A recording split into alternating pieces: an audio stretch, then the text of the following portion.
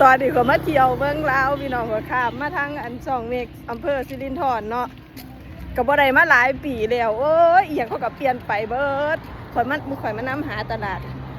ย่างมาพูดโล2 โลแต่ก็บ่ถอยเห็นตลาดอยู่จักอยู่ไสตลาดอยู่เขาเอาไปเสี่ยงไว้สิได้สมัยตะกี้ว่าแต่ออกจากด่านเนาะก็แม่นตลาดโลดเนาะอัน โอ้ยพากันย่างสิขี่มอไซค์ก็เสียดายเงินเพราะมันบ่ไกลดอกว่าซั่นบ่เห็นฮอดสนจักอยู่ไสตลาดมันแม่นบ่ล่ะมันสิเอาย่อมหรือมันแม่นติ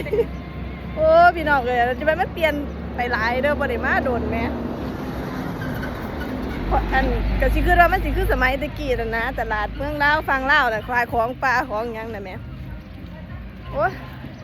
ก็จะเห็นบรรยากาศข้าเจ้าบ่ทันนั่น ก้อนพ่อแม่ถึงเงียบแท้ละตัวนั้นน่ะพ่อแม่บอก มันแม่นอยู่บ่ ถ้าที่แม่ตัวหนาผมมี อันทางข้าเจ้าก็ซีเล่นน่ะเด้แต่ข้าวตะกี้ลงมาน่ะเป็นตลาดแม่นเบิดตะกี้ใส่ตลาดแล้วมันสิจังหวะ อีอยู่หันนอกเพราะว่ามันตัวนี้พ่อแม่ นี่ล่ะโอ้จะเป็นพากันบันนอกมึงที่ละพี่น้องถนนข้าเจ้าซีเล่นเด้ตะกี้บ่มีได้แนวนี่น่ะแต่ถ้าตะกี้โพกมากก็เป็นตลาดเบิดมาแม่ครับห้ามหนทาง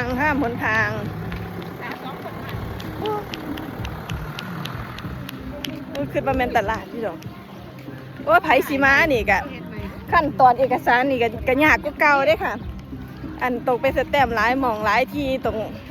บ่ได้เฮ็ดอยู่หน้าด่านคือแต่ข้าตะกี้เด้มึงที่ล่ะจักแม่นบ่ล่ะหือ แม่ มัน น้ำ คือบ่มีหานขายอีหยัง แม่น้ำรอดแม่ไปอีกที่